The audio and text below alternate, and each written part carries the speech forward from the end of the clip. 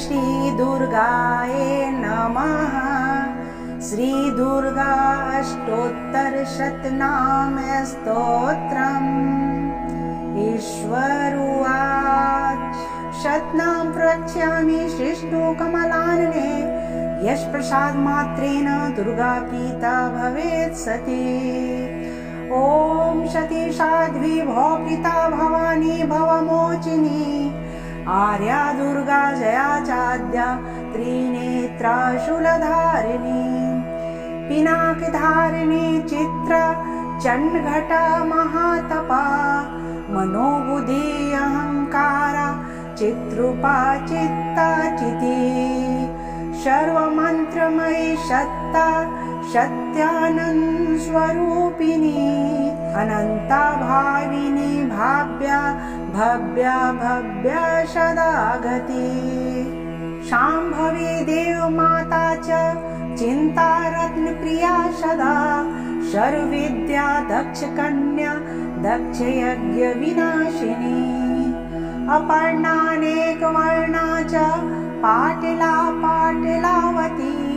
पटांबर परिधान कमल मंजरी रंजनी अमेय विक्रमा क्रूरा सुंदरी सुर सुंदरी वंदुर्गा च मातांगी मतांग मुनि पूजिता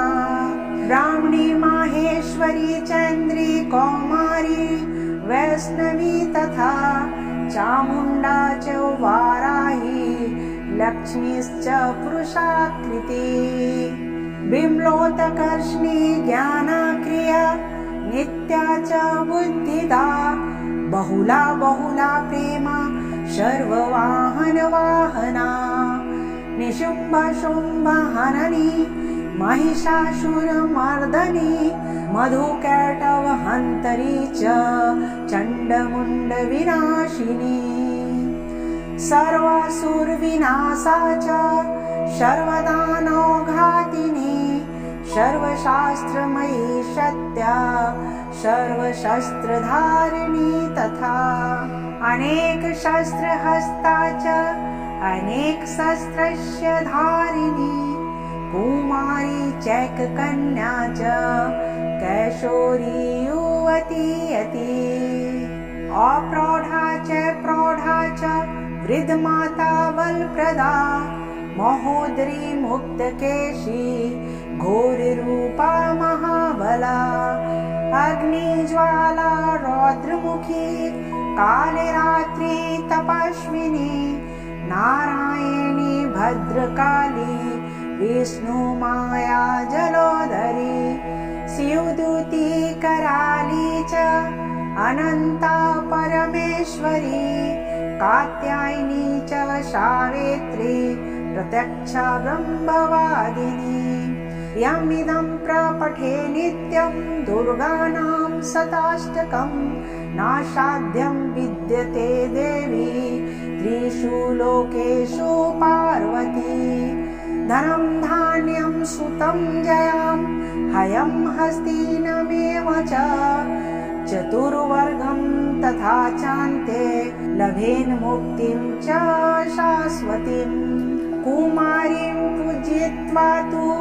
ध्यात्वा देवीं सुरेश्वरीं पूज्येत् परया भक्त्या पठेनां शताष्टकं तत्सिद्धिर्भवेत् देवी सर्वैश्वर्येऽपि राजानो दासतां यान्ति राज्यश्रियं वाप्नुयात् अग्रोचनालरक्तकुङ्कुमेन सिन्दूरकर्पूरमधुयत्रेण विलक्ष्यमन्त्रं विधिना विद्युज्ञो भवेत् सदा धार्यते पुरारी भौममास्यानिशामग्रे चन्द्रे शतदिशां गते विलक्ष्यं प्रपठेत् स्तोत्रं स भवेत् सम्पदां पदम् इति श्री विश्वशारतन्त्रे दुर्गाष्टोत्तरशतनाम स्तोत्रं समाप्तम्।